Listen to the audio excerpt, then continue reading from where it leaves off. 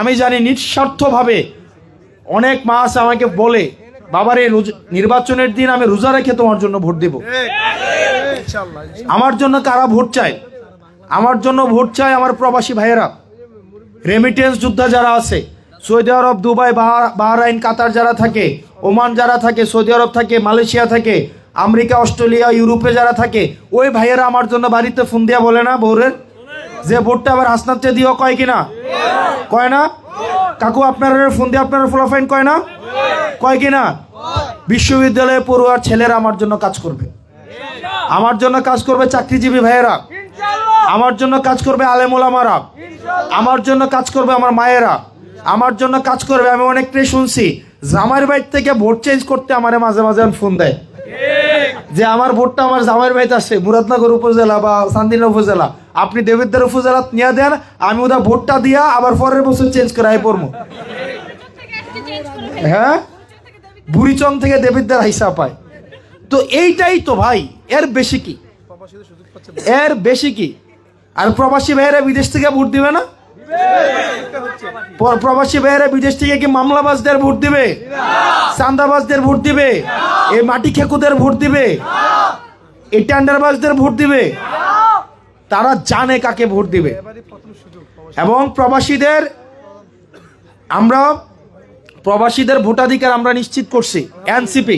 আপনারা দেখ, একদম যে কোনো রাজনৈতিক দলকে চ্যালেঞ্জ দিয়ে বলতে পারবো প্রবাসীদের ভোটের জন্য এনসিপি, এখানে ন্যাশনাল মিডিয়া আছে, বিভিন্ন মিডিয়া আছে, চ্যালেঞ্জ দিয়ে বলতে পারবো শুরু থেকে এনসিপি ডায়াসপোরা অ্যালায়েন্স শুরু থেকে কাজ করে গেছে, আমরা বারবার করে গেছি এবং শেষ পর্যন্ত আমরা প্রবাসীদের অধিকার নিশ্চিত করতে পারছি। আগামী বছর যে সরকারই আসুক না কেন, যদি প্রবাসীদের অধিকার নিশ্চিত করতে না পারে, তাদের মাথায় সবসময় থাকবে প্রবাসীরা আমাদের বিরুদ্ধে ভোট দিবে।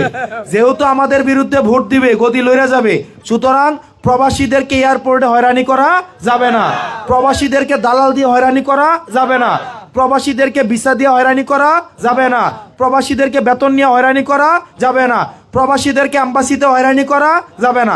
কারণ ভোট যদি পাইতে চাই তাইলে আমার প্রবাসীদের লাগবে। আপনারা এখানে যারা আছেন, এখানে আরেকটা সমস্যা আছে, সেটা হচ্ছে মাদকের সমস্যা।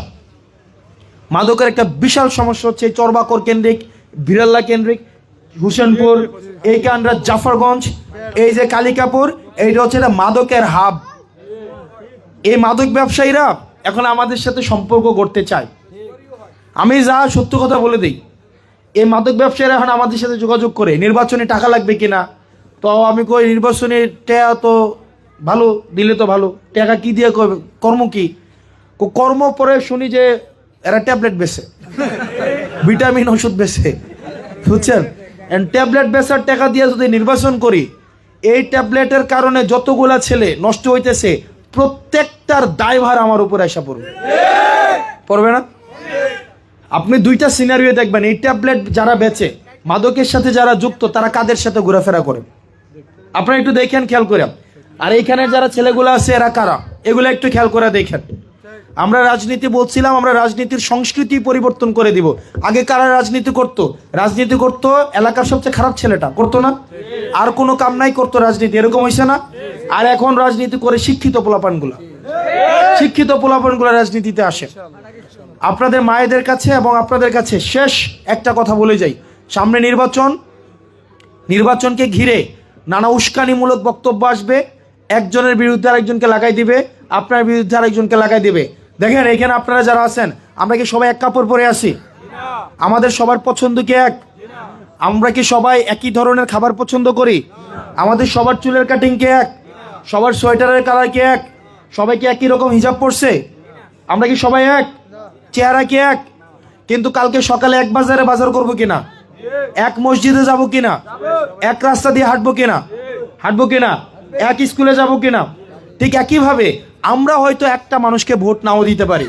আপনি হয়তো এক মার্কা করবেন, আমি হয়তো আরেক মার্কা করব, কিন্তু এটা নিয়ে মারামারি করা যাবে না।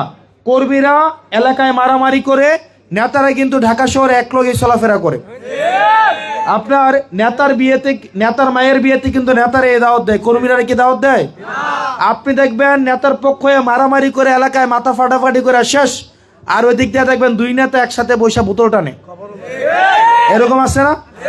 এই কারণে এলাকাতে ভাইয়ের সম্পর্ক, আত্মীয়তার সম্পর্ক, এগুলো একদিন ভোটের জন্য নষ্ট করবেন না। আপনি আমার বিরুদ্ধে ভোট দেন, কোনো সমস্যা নাই, কিন্তু সামাজিক যে সম্প্রীতি আছে, সামাজিক যে সৌন্দর্য আছে, সামাজিক যে একতা আছে, সেটাকে ভাঙার কোনো দরকার নাই। আপনি একটা দল করতে পারেন, আমি একটা দল করতে পারি, আপনি এক মার্কাকে ভোট দিতে পারেন, আমি এক মার্কাকে ভোট দিতে পারি, স্টিল আমরা একসাথে বসে যেন আমরা একসাথে খাইতে পারি। আমাদের আগের মতো যে লাঠালাঠিলা মারামারি, যে তুমি এক দল করো আমি এক দল করো, আমাদের মুখ দেখা দেখি বন্ধ থাকবে, এমন পরিবেশ যেন আর দেবিদ্বারে না হয়। একটা কথা দিতে পারবেন তো আপনারা? দিতে পারবেন তো? তাহলে সবাই একসাথে আমার সাথে একটা শপথ পড়েন। আমরাও চরবাকরবাসী না, তারা কইতো না, ও এবারে মনে করছে আমরা শপথ দিয়া ভোটটা লইলাম, যে তারা শপথ করাবো যে আমরা নির্বাচনে বিধিতে নিষেধ আছে শাপলাকলির পক্ষে ভোট চাওয়া। আমি কি মানুষ এমনি শাপলাকলির পক্ষে নাকি ভোট দিবে আমাকে আইসা বলে? আমরা কি চাইছি শাপলাকলির পক্ষে যে আপনারা ভোট দিবেন? এটা কি আমি বলছি? এটা বলবো না আমি, এটা নির্বাচনী বিধিতে নিষেধ আছে। এবার আমরা একটা শপথ করি সবাই, আমরা চরবাকরবাসী শপথ করছি যে আমাদের মধ্যে রাজনৈতিক মতপার্থক্য থাকলেও আমরা সামাজিকভাবে সবাই একসাথে সম্প্রীতির সাথে মিলেমিশে একতার সাথে চরবাকরকে একটা শান্তিপূর্ণ, সমৃদ্ধ, উন্নত একটা সমাজ হিসেবে গড়ে তুলব। আমরা বিভিন্ন মার্কায় ভোট দিলেও দিন শেষে আমরা একসাথে একটা মাদক মুক্ত, দুর্নীতি মুক্ত, চাঁদাবাজ মুক্ত, মাটি খেকু মুক্ত সমাজ বিনির্মাণে দলমতের ঊর্ধ্বে উঠে আমরা একসাথে শান্তিপূর্ণভাবে চরবাকরে বসবাস করব। ঠিক আছে? নাকি মারামারি করবেন? মারামারি করবেন? আপনি উমিয়া গিয়ে আরেক পার্টিতে ভোট দিক, আমার কিচ্ছু আপত্তি নাই, আছে? আমার বিপক্ষে ভোট দিলে আমি হারবো, তো কি হয়েছে? ধরেন হারলে কি হবে বলেন? আল্লাহ যদি রিজিকে না রাখে, আমি যদি হেরে যাই, মানুষ যদি আমাকে 500 ভোট দেয়, তো এটা নিয়ে হাই উতাস করে কি লাভ আছে বলেন? এই যে আমি অনেকগুলা গ্রামে যাইতেছি, মানুষের কাছে যাইতেছি, মানুষ আমাকে আন্তরিকতা দেখাইতেছে, আমাকে খাবার দিতেছে, থাকতে দিতেছে, আমার দেবীদের একটা বাড়ি নাই, ঘর নাই, আমি যেখানে যাই থাকতে পাইতেছি, এটাই তো আমার জন্য অনেক বেশি, তাই না? এটাই তো সবচেয়ে বড় পাওয়া, নাকি? নির্বাচনে চুরি চামারি কইরা দুর্নীতির টাকা খাইয়া যদি নির্বাচনে জিতি, নির্বাচনে জিতার পরে আবার আমার টাকা দিতে হবে না? আমি একটা জিনিস আপনাদেরকে বুঝাই, এই যে মাটি খেকুরা বা কন্ট্রাক্টর রাস্তার কাজগুলো কেন হয় না জানেন? রাস্তার কাজগুলো কেন হয় না? নির্বাচনের আগে রাস্তার কন্ট্রাক্টরগুলো সবাই প্রার্থীদেরকে টাকা দেয়। ধরেন আমি ওনার কাছ থেকে 50 লাখ টাকা নিলাম, একটা কন্ট্রাক্টর থেকে নিলাম, এটা দিয়ে নির্বাচনটা করলাম, নির্বাচনের পরে তখন আমাকে ওনাকে কাজ দিতে হবে, বুঝছেন? কাজটার দাম ধরেন 1 কোটি টাকা, ওই 1 কোটি টাকার থেকে উনি যে আমার 50 লাখ টাকা দিছিল, ওইটা আবার মারবে উনি, তখন 2 নাম্বার ইট দিবে, রডের বদলে বাঁশ দিবে, সিমেন্টের বদলে মাটি দিবে, কারণ আমি আগে টাকা খাইয়া রাখছি। আপনি যখন আমার কাছে এসে অভিযোগ দিবেন, তখন আমার কানে শুনবে না, আমার চোখে দেখবে না, আমি হসপিটালে ভর্তি থাকবো, আর কন্ট্রাক্টর রাস্তার ইট খাবে। সেজন্য নির্বাচনের আগে আমরা টাকাও নিব না, নির্বাচনের পরে আমরা কোনো এমপি প্রার্থীর জন্য টাকা না খাইতে হয়, তার জন্য আমরা এটা ব্যবস্থা রাখবো। একটা বিষয় কি দেখেন, আরেকটা বিষয় আছে, আমরা শুধু রাজনীতিবিদদের দোষ দেই, তাই না? এমপিরা খারাপ, এ খারাপ, সে খারাপ বলি কিনা? আপনারা রাজনীতিবিদদের জন্য রাজনীতিটা সহজ করে দেন। টাকা কি তারা শুধু শুধু খায়? তারা যদি দেখে এই যে মাটি খেকুর থেকে কি তারা শুধু শুধু টাকা আনে, কন্ট্রাক্টর থেকে কি শুধু শুধু টাকা আনে, তারা যদি দেখে যা নির্বাচন করতে টাকা লাগবে না, মানুষ এমনিই ভোট দিবে, তাহলে কি তারা টাকা খাবে? কিন্তু আমি যদি দেখি যে নির্বাচনের আগের দিন সবাই টাকার জন্য বসে আছে, তখন তো আমার কোনো না কোনো জায়গা থেকে টাকা আনতে হবে, হবে কিনা? হবে কিনা? তার মানে কি, জনগণকেও সচেতন হইতে হবে, জনগণকেও শিক্ষিত হইতে হবে, এবং নেতাদেরকেও কি করতে হবে? শিক্ষিত হইতে হবে। ব্যাপারটা বুঝছেন কিনা, নাকি বুঝেন নাই? হেতারের কথা হয়েছে না, টেও খামো কাম হলো। হ্যাঁ হ্যাঁ, আপনারা মায়েরা যারা আছেন, আপনারা আমাদের জন্য দোয়া করেন। আপনাদের সাথে চর্বা করে আমার খুব ভালো সময় কাটছে। আপনারা ভালো থাকেন, সুস্থ থাকেন। আপনাদের সাথে আবার দেখা হবে। আমি এই 2 পা নিয়ে আজকে এটা সহ কত নাম্বার গ্রাম হলো? এটা 68 নাম্বার গ্রাম। আমার 68 নাম্বার গ্রাম হয়েছে।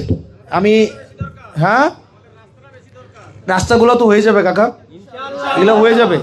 এগুলা ধরেন, এগুলো একটা আপনারা মনে করেন এমপি রাস্তা করে দেয়, এটা স্বাভাবিক প্রক্রিয়া। এমপির কাজ কি জানেন? এমপির কাজ কিন্তু রাস্তা ইয়া করে দেওয়া না। এখান থেকে কেউ যেন দুর্নীতি না করে, এখানে যেন কাজটা ভালোভাবে হয়, এটা পর্যবেক্ষণ কাজ হচ্ছে এমপির কাজ।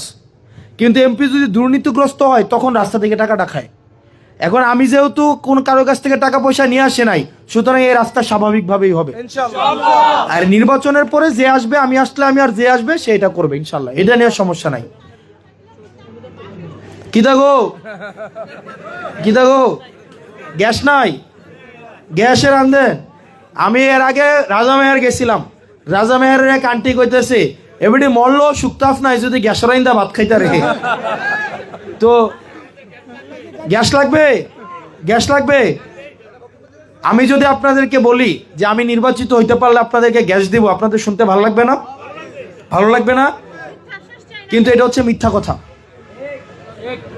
গ্যাস আমি না, স্বয়ং দেবিদ্বার থেকে যদি প্রধানমন্ত্রী নির্বাচিত হয়, রান্নার কাজে গ্যাস সরবরাহ করতে পারবে না। কারণ এই গ্যাসের দেবিদ্বারের যারা আছে গত 15 বছর এই গ্যাসগুলাকে অপচয় করে নষ্ট করে ফেলছে। আর গ্যাস দিয়ে কাপড় গরম পানি সিদ্ধ করছে না? এখন দেখা যায় এই গ্যাস দিয়ে আমাদের 2টা কাজ হয়। এক, সার বানায়। কি বানায়? কৃষিকাজের জন্য সার দরকার। আর আরেকটা হচ্ছে কারেন্ট বানায়। কারেন্ট ছাড়া কি চলতে পারবো? এখন গ্যাস দিয়ে যখন আপনি রানবেন, এটা সরকারের কোনো কাজে লাগে না। আমাদের গ্যাস তো আর অসীম না, এটা সীমিত। গ্যাসের সংকট আমাদের দেশে আছে।